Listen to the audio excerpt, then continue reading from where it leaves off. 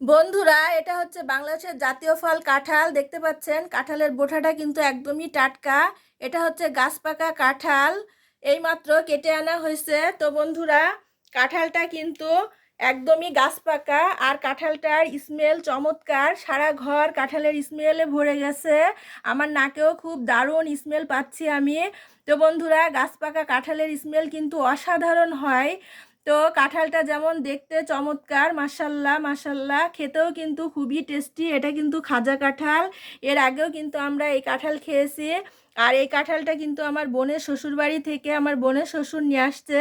তো বন্ধুরা, কাঁঠালটা যেমন দেখতে চমৎকার, খেতেও তেমন সুস্বাদু, রসালো, খুবই মিষ্টি, সেই স্বাদ বন্ধুরা কাঁঠালটার। তো কাঁঠালটা দেখতে পাচ্ছেন মাশাল্লাহ, অনেক অনেক বড়, অনেক লম্বা।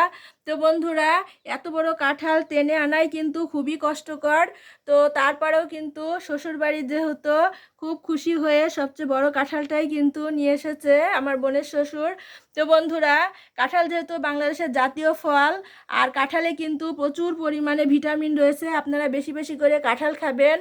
আর কাঁঠাল খাওয়ার পরে যদি আপনারা কাঁঠালের একটা কাঁচা বিচি খেয়ে ফেলেন, তাহলে কিন্তু কাঁঠালটা হজম হয়ে যায় তাড়াতাড়ি।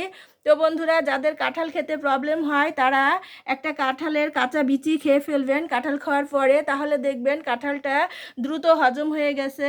তো বন্ধুরা, কাঁঠালে কিন্তু প্রচুর পরিমাণে ভিটামিন রয়েছে। কাঁঠাল খেয়ে হজম করতে পারলে কিন্তু খুবই উপকারী। আর কাঁঠাল খেলে শরীর সুস্থ থাকে, ভালো থাকে। আর কাঁঠালে প্রচুর পরিমাণে ক্যালসিয়াম রয়েছে। তো বন্ধুরা, আপনারা বেশি বেশি করে কাঁঠাল খাবেন। আর কাঁঠাল দিয়ে বিভিন্ন ধরনের রেসিপি তৈরি করবেন। কাঁঠাল দিয়ে জুস তৈরি করা যায়, বিভিন্ন ধরনের কেক, পিঠা, বিভিন্ন ধরনের সুন্দর সুন্দর রেসিপি তৈরি করা যায়। তো বন্ধুরা, আপনারা যে যেভাবে পারবেন কাঁঠাল দিয়ে সুন্দর সুন্দর রেসিপি তৈরি করবেন। এবং কাঁচা কাঁঠালও কিন্তু রান্না করে খাওয়া যায়, সেটাও কিন্তু অনেক উপকার।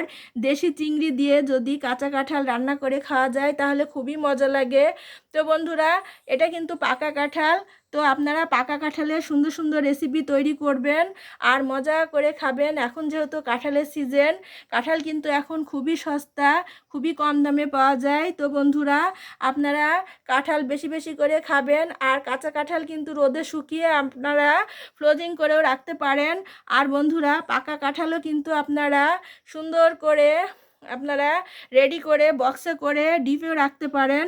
তো অনেক দিন থাকবে। তো বন্ধুরা, আপনারা কাঁঠাল দিয়ে বেশি বেশি করে রেসিপি তৈরি করে খাবেন এবং কাঁঠাল এমনিতেই খাবেন। আপনাদের শরীর সুস্থ থাকবে, ভালো থাকবে। তো বন্ধুরা, আজকের মতো বিদায় নিচ্ছি, দেখা হবে পরবর্তী ভিডিওতে। সেই পর্যন্ত সবাই ভালো থাকবেন, সুস্থ থাকবেন। আল্লাহ হাফেজ।